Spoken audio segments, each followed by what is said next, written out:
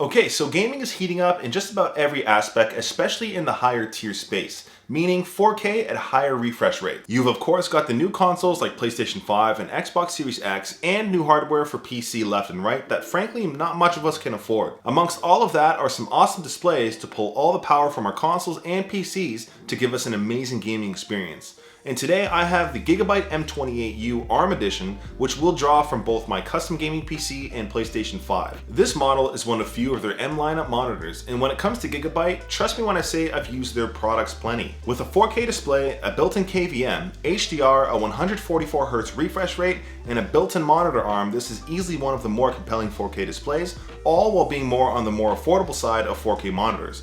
So today I'll take you through everything I love about this monitor on both PC and console gaming, alongside all the extra features you might want for a multi-system setup. And if you're new here, thanks for stopping by. On this channel I talk about gaming, tech, and a few things in between, so if you enjoy the video, be sure to like or subscribe, and if you don't, you're going to have a massive update the next time you want a game. Alright, so jumping into console gaming first, this lays down pure brilliance, mostly in part by the spec sheet. It of course has the 4K display, 144Hz refresh rate, although PlayStation 5 and Series X will still cap at 120Hz. It has variable refresh rate alongside HDR support. This also has two HDMI 2.1 ports, so if you've got both Series X and a PS5, you've got a port for each. Now, I just recently started my first playthrough of Ghost of Tsushima on PlayStation 5, and I'm just angry I didn't start this game a little bit sooner. This game is simply beautiful in every aspect, and it's approaching the masterpiece status for me. And playing it on a 4K display with a smooth frame rate is equally awesome. Jumping into faster paced games like Call of Duty on this monitor really showcased the 1 millisecond response time,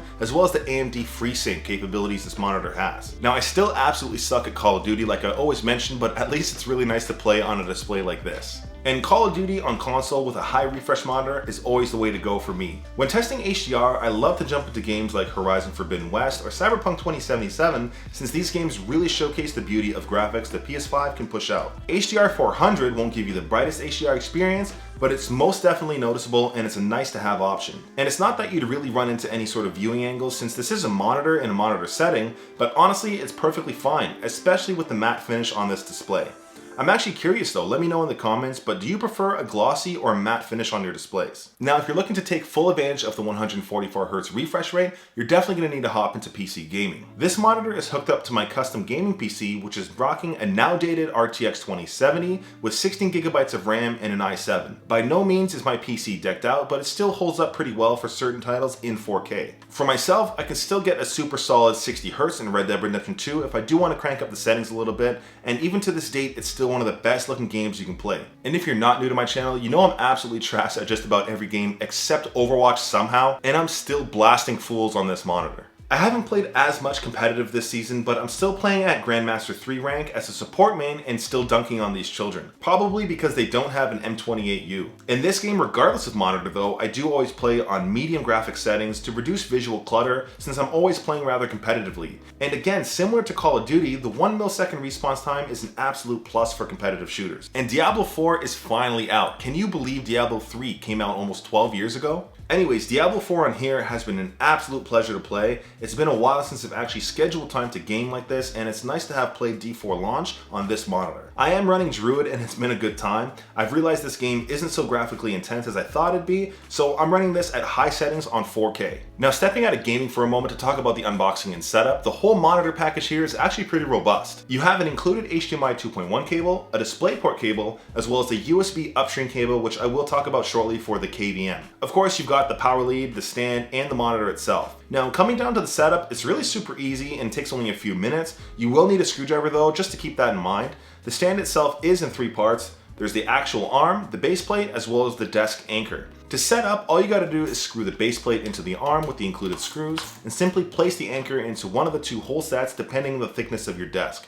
Then just tighten it all up. Lastly, you just carefully connect the arm to your display until it clicks in and you're good to go. I can recommend measuring your desk to find out exactly where you'd want to place this before getting it all tightened up. And that's it, now you've got a dope setup with a monitor arm. And like I mentioned, I've been using Gigabyte's products for quite a long time. I have their 32-inch 4K model as well as their 32-inch 1440p variant. And as far as feature set goes, that's why I have them, and Gigabyte's M lineup is straight up packed in terms of features. For myself, I've used this for both creative work in Final Cut Pro as well as Photoshop and as an accountant for my day job. And it's not just work. Coming down to the entertainment aspect, this display does have 94% DCI-P3 color coverage, so content on here does look brilliant.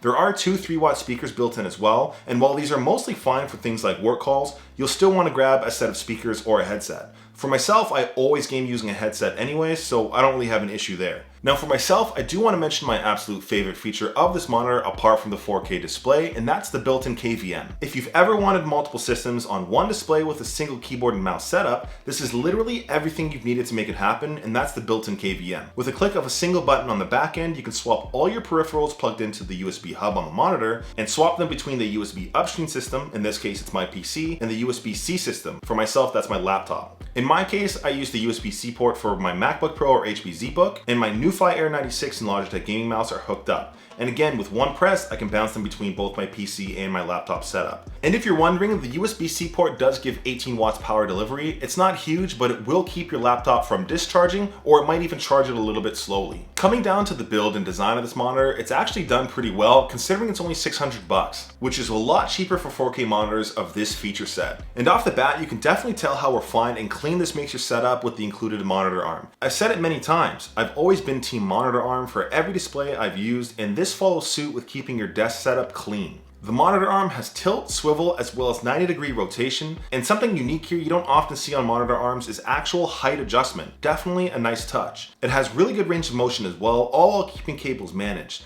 You can even set this to that wild position you see some esport pros do. I'll never catch myself doing this. And as far as gaming monitors go, there's nothing crazy here that screams the gamer aesthetic, which is 100% how I prefer things. No wild graphical stuff, no RGB, just clean, minimal aesthetic, meaning it kind of works in just about every setup. In terms of ports, you have two HDMI 2.1s, the display port, a headphone jack, the USB Type-C, and the built-in USB hub that has 3 USB Type-A ports. Now, I won't spend too much time talking about the menus on here, but they are pretty robust in terms of customization. You can set your black levels if you do want to do that for FPSs. You can also change around just about any custom picture profile. And I've said this about other monitors in the past, don't ever sleep on the picture-in-picture mode. This is super handy if you want to have a console or another computer up in the corner. You also have other gaming-specific features like timers, counters, frames per second, as well as crosshairs. Recently, I found the crosshairs rather useful when playing games like Call of Duty. So yeah, that just about rounds up my review of the M28 ARM Edition from Gigabyte. Considering the price point of about $600, it's easily the Swiss Army knife of 4K monitors,